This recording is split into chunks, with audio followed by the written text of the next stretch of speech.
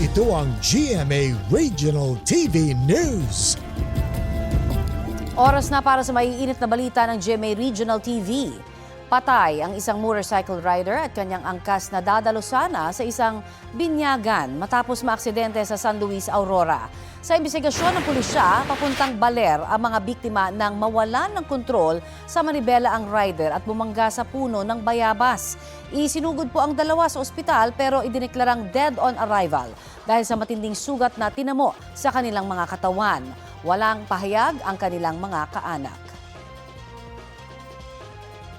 Sa Bayambang, Pangasinan, nalunod naman po ang 4 na estudyante matapos maligo sa ilog sa barangay Katuray. Kwento ng tatay ng dalawa sa mga biktima, hapon itong Buwebes nang magpahatid ang kanyang mga anak sa barangay Ina Lorenza para kitain ang mga kaklase at kaibigan. Hindi naman daw niya alam na maliligo ang mga bata sa ilog. Kasalukuyang nasa ospital ang isa sa kanyang mga anak habang natagpuan naman ang bangkay ng isa niyang anak. Pati ang dalawa pa nilang kasamang naligo sa ilog. Ayon sa pamunuan ng San Libo National High School, dumalo pa sa kanilang Foundation Day noong Huwebes ng umaga ang 3 estudyante pero hindi na nakabalik noong hapon. Sinusubukan pang kunan ng pahayag ang mga otoridad kaugnay sa insidente.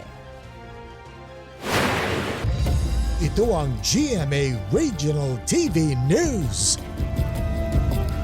Patay ang mag-asawa at batang anak nila sa isang aksidente sa Himalalud, Negros Oriental. Ayon sa pulisya, mabilis ang takbo ng motorsiklong sinasakyan ng pamilya. Napunta raw ito sa kabilang lane hanggang bumangga sa kasalubong na truck. Dead on the spot ang rider. Namatay naman sa ospital ang kanyang misis at 4 na taong gulang nilang anak.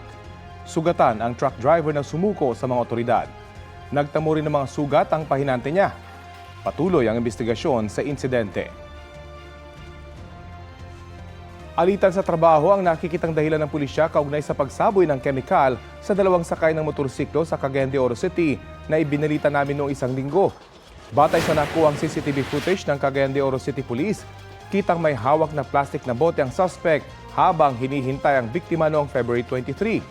Nang sumakay na sa motor ang babaeng biktima, sumakay na rin sa iba pang motor ang suspect hanggang habulin at overtaken ng motor ng mga biktima. Tapos doon sila sinabuyan ng kemikal. Base sa investigasyon, ang suspect ay nakaalitan sa trabaho ng babaeng biktima. Patuloy pa siyang tinutugis.